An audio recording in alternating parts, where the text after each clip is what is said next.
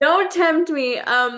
Aldis Hodge. So this, well, okay, so Cross on Amazon Prime.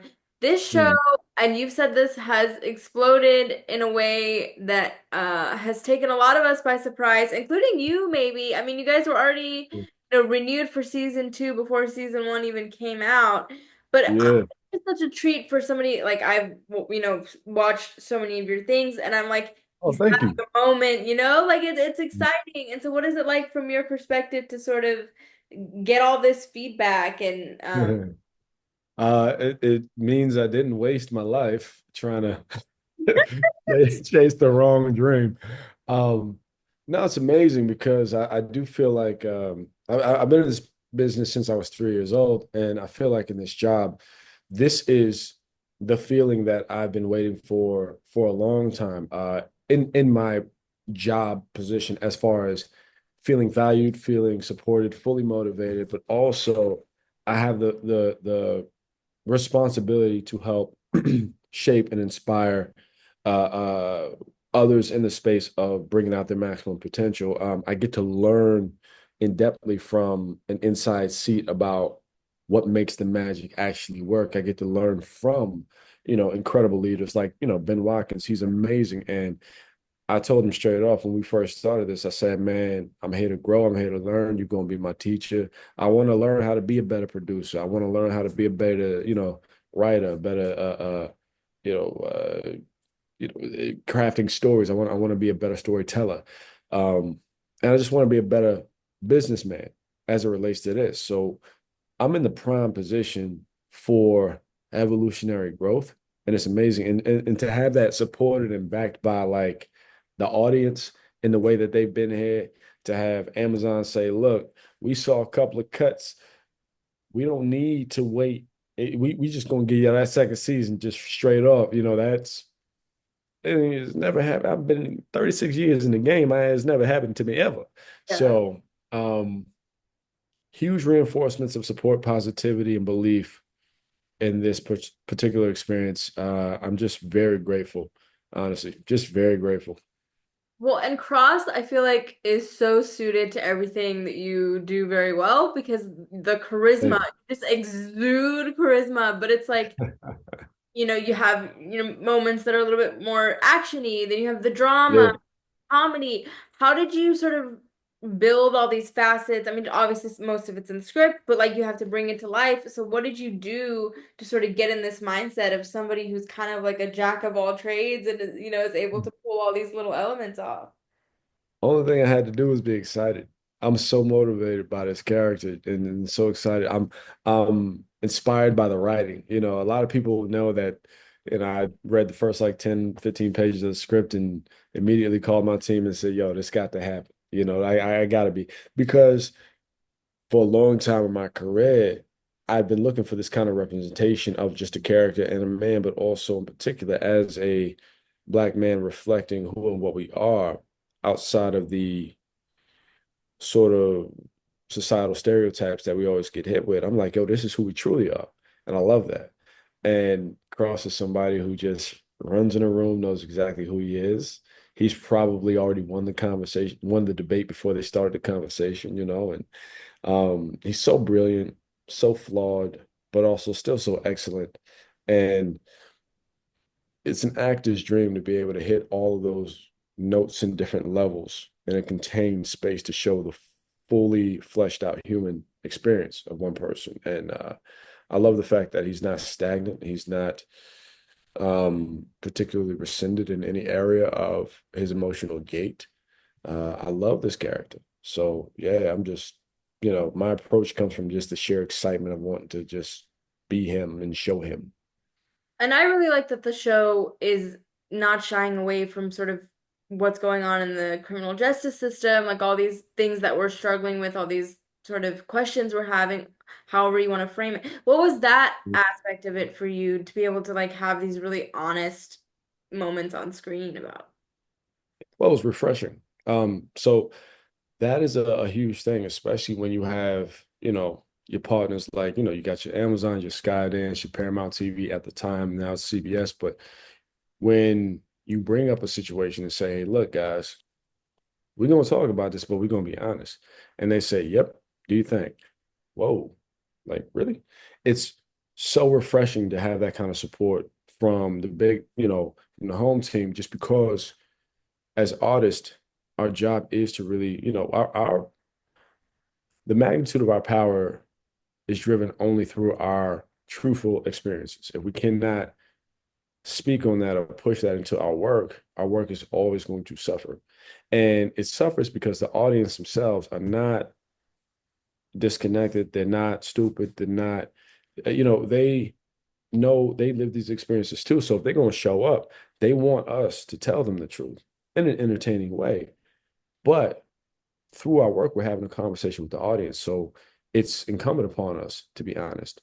And there is no real struggle or agenda to tell certain to touch certain topics because they're all, some of them, as hard as they may be, all fall in the line of normalcy for our daily lives. This is our lived experience. If you want to see somebody that look like me on screen, I'm gonna show you what I go through and walk through in a daily life. And then also he's carrying a badge. For him to be as sagacious as he is when dealing with a murder suspect, he has to be equally, if not more so, when it comes to dealing with the infrastructure he works within. He has to be aware of what's going on. He has to know and he has to challenge it and confront it. That's his nature. So we are we are tasked with telling the truth and being honest. And it's not really a decision to pick what subject goes down and what we talk about. It's just one decision to be as true to the nature of what it is that we're doing as possible. And all those things fall in line naturally. Can't escape. The show is, I mean, very authentic. That's kind of the word that come in mind as you were answering the question. Oh, thank you. How did you sort of prepare, especially given that, like, I mean, Morgan Freeman has played this. Like, were you reading Yeah. the books? Were you watching the movies? Were you like talking to No, detectives to kind of see, like, no. So what I did was after a conversation with Ben, we didn't even talk. Ben and I have not had one conversation, I don't think, about the character. We never really said, okay, so Cross should be like this, that, like we never talked about that. We just talked about our personal life experiences as men, fathers, husbands, individuals, friends, going through our own bouts with like therapy, self-help, all that kind of stuff. And that you see reflected through like Samson and Cross's relationship. And then as far as the character and understanding his so foundational principles, I talked to James Patterson and I said, you know, I asked him what inspired you to create this character, what motivated you. Once I understood that root and what the character meant to him and what was important to him that be reflected about the character, I said, all right, once I know the mind of the maker, I know how to go at it. Um, because it gives me a bit of a structure, but at the same time, my freedom comes in my relationship with the character. So I just build that relationship page by page, understanding where he's at, where we meet him, what he's going through, and where I'm trying to get him to. Simple. I didn't regard the books. I didn't start reading the books until after because I didn't want my Nate, I didn't want my intention to be skewed by trying to meet the idea of what's in the book. I wanted it to I wanted it to come from here, from my heart. And then I started reading the books like after we shot second season, which they're fun. Obviously, I know why they're such a huge hit. Um, and yeah, I didn't regard any of the other films because while I do respect the work that Mr. Freeman did and that Tyler Perry did, I, as an actor, never allow someone else's art to influence my choices. So I make a very deliberate decision to not let something, impact me. one of the things that I really liked about the show is that we get to kind of go home with Cross. We sort of Yeah. see how his work maybe like infiltrates the rest of his life, whether he wants it to or not. And so I wondered that a lot about you. Like feel like actors say like, well, I try to separate myself, and I respect that, but I feel like inevitably like the things that you do have to come with you a little bit, right? Like, A little bit, yeah. yeah. So I'm kind of strange with my relationship with my job because I've been doing this since I was three. Like it's the thing I know the best, the most, the longest, and the most Don't know intimate. anything else. Yeah. And Work, right? well, for me, I came to a point, I had the early advantage of being exposed to the fact that my work, even my art, my craft, does not define who I am as an individual. I define it. My work is only defined by my individuality. Around like 12 or 14 years old, um, I felt like my skill set was being retarded. And I say retarded in its definitive sense of being held back because I didn't have enough life experience. So I was like, yo, let me go do some things here. And I can only bring anything to my work when I've been filled up from the periphery with, real substance, real life, all that, which means that I have to, when I'm home, even when I'm on set, I disconnect from the idea of we're on set. I'm an actor. Like people are, oh, how do you define? So you're an actor. I'm like, nah, man. I mean, acting is what I do, but it's not who I am. I'm a creator, I'm an artist for sure. I'm an inventor for sure. But acting is not how I would categorize myself because I don't feel like if I walk around presuming to be an actor, and that's what makes me, I have nothing to pull from to push into my acting. You know, I'm just a brother who's curious about life, walking onto a set, reflecting my curiosities, and it comes down not to necessarily acting, but translating what those experiences are. I'm sure somebody's like, man, this old bougie dude sitting here trying to say, but that's my process, it's like, and also because I've been, it's a part of me having been with this my whole life, and everybody wants to define me how they see me. So throughout my childhood years, my teenage years, my young adolescence, like you're an actor, you're this. I'm like, I'm so much more. And I've always had to fight to say I'm so much more. And now I don't fight anymore. I just say it is what it is, and that's how you're just going to accept it. So, I think that with anything, you need to figure out where you're pulling your resources from and live in that. That's why I say I'm a consummate student because I'm always constantly learning so I can help paint this picture with art over here. But it's no different than me actually painting a real picture. It's what is feeding this craft, this skill set. Well, I have to be honest, my favorite performance of yours is One Night in Miami as Jim Oh, thank Brown. you. I love that movie. I've seen it over and over again. For those of you who have Amazon and have watched Cross, like if you're looking for something else to watch, what did you take Thank away you. from, 'cause what you're saying, like, you try to take a little piece to learn about your craft. Like, what did you take from that experience of like you're primarily in a room with like three other actors at the top of their game, and you're sort of like tearing through this dialogue. Like, what lesson do you take from that to then take something like this, which Mhm. different, but not really, because you're still sort of again like working your way through this dialogue, through this character who's completely different. But sort of what lessons, I guess, do you take from? Um, so I wouldn't say I took life lessons that apply explicitly for work, but I take them that apply to my overall life. And from that set on One Night in Miami, the two primary things were Regina King's humility and Kent Powers' literary brilliance. With Regina, so Regina and Kemp, shout out to both of them. They're amazing. They're incredible.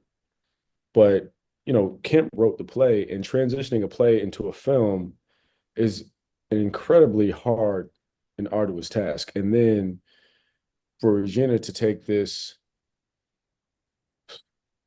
play and that seemingly sort of exists in one room, for the majority, like 99% of the film, how do you make that an exciting, how do you take that from the idea of a cool intellectual movie that then becomes a dynamic film, right?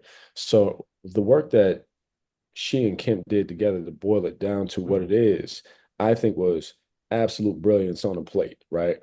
And Regina's approach to directing, I think she's such an inspired and an amazing director just because of how she individually worked with all four of us. You know, we all four actors on that set had different processes.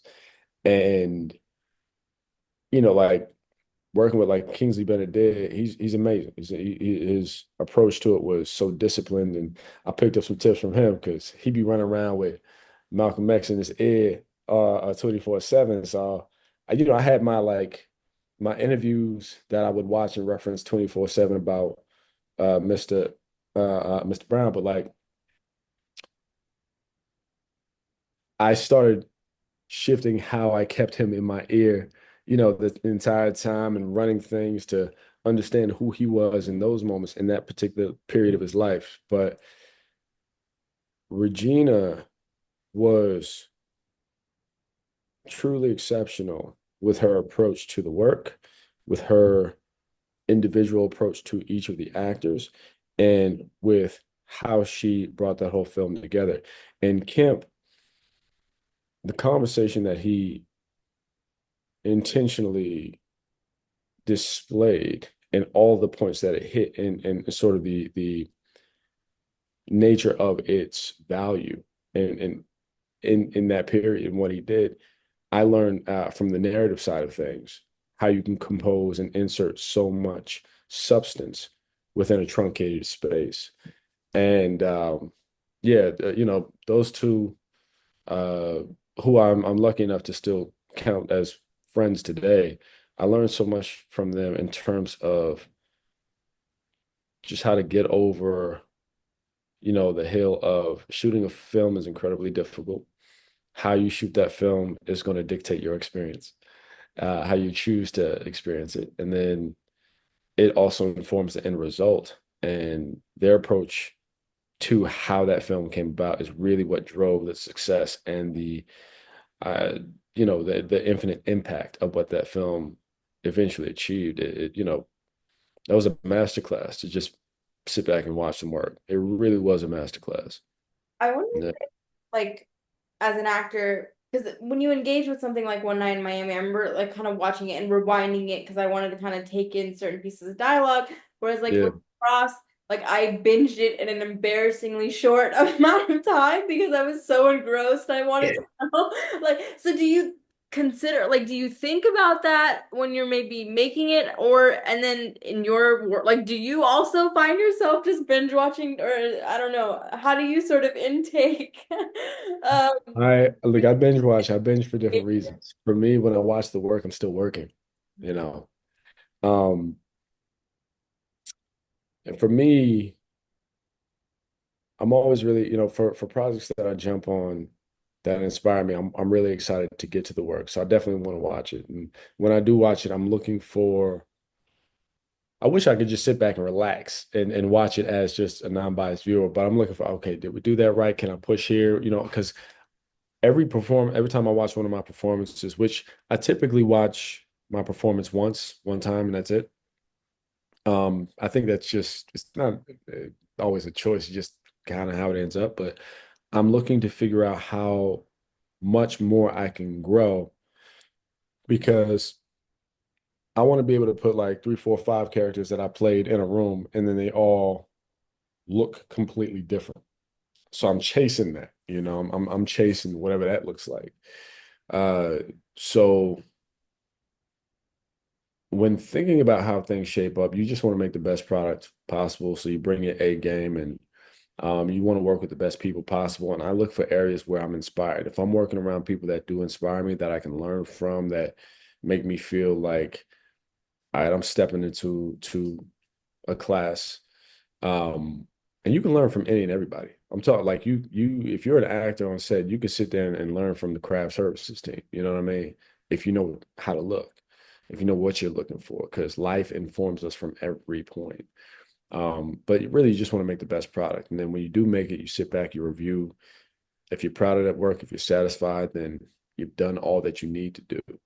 But with this show in particular, outside of myself, to be honest, if I wasn't on it, I'd still watch the show because I'm a fan of it. The writing is so cold. I think the other actors are fantastic. I like the narrative. I like the feeling of the cat and mouse game, being on this mystery, trying to figure out who done it and how. this is my type of show I dig into. It's fun. So yeah, I'm gonna still rock with it. But these days I binge to see how much better we can make it on the next go round. Have you learned anything, or like, is there anything where you're like maybe lessons that you've learned that you want to apply to future episodes, future seasons? Oh, I'm sure there's some things I may not be able to point out specifically at the moment, but I would say what I was most aware of or specifically intentional about learning throughout this process was, who I am as an executive producer and how I can be better. I've produced a few projects, and every time I produce a project, I feel like you're in the position of stewardship or guardianship. I got to protect everything here. I got to guide it, and the problems that happen, they could fall on me because your job as a producer is really to solve problems, and keep the train on the tracks. And I want to learn how to make a brilliant project. I want to do that, that Regina King, Kim Powers stuff, when they could take, this idea, this concept, and boom, turn into something crazy. That Chris Nolan stuff, that Ryan Coogler stuff. I think all these people are savants in their own right. And the Gina Prince Bythewoods, you know what I'm saying? Like they understand their craft, and it takes a real sense of vision to be able to not only bring the narrative with the acting, with the performance, with the cinematography, all that pushed. It's a lot to think about. And I have no better teacher, you know, than Ben Watkins. It don't get better than him, especially for me right now where I'm at in my life. Ben is that dude. I think when I grow up, I want to be like Ben.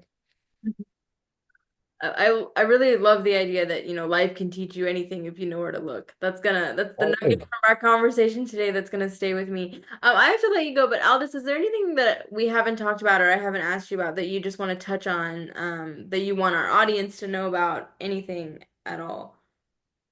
Uh, Actually, if I can ask you a question as an audience member and a supporter of the show, which I'm so grateful for, thank you. Um, is there anything that made the show uniquely different or special for you when you watched it that caught you up where you said like, this is why this is my show? I feel like if I answer, you're gonna think that I'm bullshitting you, but honestly, it was your performance because I watched it because Oh, you're one thank you. of those actors where if you show up in something, I'm gonna watch it. Like there's a lot of things that I've watched purely because you're in it. I'm not, and I just I felt apologize for some of the things that weren't that good. Uh, I just felt like your performance was so interesting and dynamic, and I feel like a lot of other actors maybe would have made a cliche choice, and every time I felt like I knew the choice you were gonna make, you did something else, and I was really interested by that. Yes, it is. Yeah, yeah. So that's why I started watching it, and that's why I kept watching it, and I mean that with 100% sincerity, and Oh, that's why wow. I will watch anything anything that you're in. Wow. Thank you so much. But I mean, it's a Thank you. really special show, and a massive congratulations to you. And like I said, your performance is just extraordinary. And the standout, I don't know if you read reviews or anything else, but like the standout is just like, gosh, she's born to play this role, and I really think that's true. And I will say, well, first of all, thank you so much. I'm incredibly grateful for that. Um, I was only able to do the work I was able to do because of the writing, because of the direction, and because of our amazing cast, because we all feed each other. And again, I was really in a fortuitous position to do my best work because I had the best environment to do it in. So I'm really grateful for that. Um, and yeah, I just got lucky. I got the right, and I usually don't read reviews. It's a practice of mine that I learned years ago on Leverage. I was like, I will never read a review again. I try not to read the bad ones, try not to read the good ones, but I have heard um, from the audience, from the community, front face that, a lot of them are really happy with the casting because they say myself, along with everybody else, is like who they envision from the books, especially, Isaiah Sampson, like, but also a lot of people give me love and say I was the right, like I'm who they think. of when they think about Cross and the fact that you kind of fit into that because there's a huge legacy. Like it's a lot of people that love and support this character, and you want to make sure that you at least represent in the best way possible. So the fact that the people support me on that, it means a whole lot. So it's a lot of weight off the shoulders when you know that you're kind of coming into something with a lot of fervor. So I'm just immensely grateful for that, and thank you so much for your words because that hits your boy right there. Well, thank you for your thoughtfulness. Thank you for your time today. So you could have phoned in these answers and you didn't. I think that's so. I be talking a lot. I'm sorry. I No, got the no, not longest. at I'm all. But long-winded. no, but that's the thing is you want the honesty and you want the human connection. Like that's what makes these conversations so Oh, fun. So I just thank you. appreciate it so much, and I wish you the best of luck. Hopefully we can talk again for season two. Um, Hey, let's get it. I'm with it. yeah. And sorry again for being late. My apologies. No, no, not at all. Never apologize. Thank you so much, and I hope you have a wonderful day. Um, Thank you.